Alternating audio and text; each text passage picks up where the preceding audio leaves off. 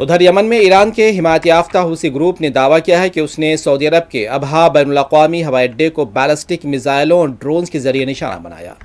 حوثیوں کے ترجمان یحییٰ سری نے کہا ہے کہ یہ کارروائی سعودی جارحیت جس نے صنعاء بین الاقوامی ہوائی اڈے کو نشانہ بنایا اس کے جواب میں کی گئی۔ دوسری جانب یمن میں سعودی قیادت والے اتحاد نے کہا ہے کہ اس کے فضائی دفاعی نظام نے حوثی باغیوں کی جانب سے جنوبی علاقے کی طرف سے داغے گئے بیلسٹک میزائلوں کا مقابلہ کیا ہے۔ سعودی عرب نے تاحال اس بارے میں کوئی تبصرہ نہیں کیا ہے۔ ایسے قبل اطلاعات سامنے آئی تھیں کہ یمن کی فوج نے صنعاء کے ہوائی اڈے کے رن وے کو نشانہ بنایا تھا تاکہ ایک ایرانی طیارے کو وہاں اترنے سے روکا جا سکے۔ حوثیوں نے ان حملوں کا الزام سعودی عرب پر عائد کیا تھا۔ یمن کی بین الاقوامی طور پر تسلیم شدہ حکومت کو سعودی عرب کی حمایت حاصل ہے، جبکہ حوثیوں کا ملک کے بعض حصوں بشمول دارالحکومت صنعاء پر کنٹرول ہے۔ دوسری طرف یمن کے حوثی باغیوں کے ترجمان یحییٰ سری نے سعودی عرب کے ایئرپورٹ پر جوابی کارروائی کا دعویٰ کیا ہے۔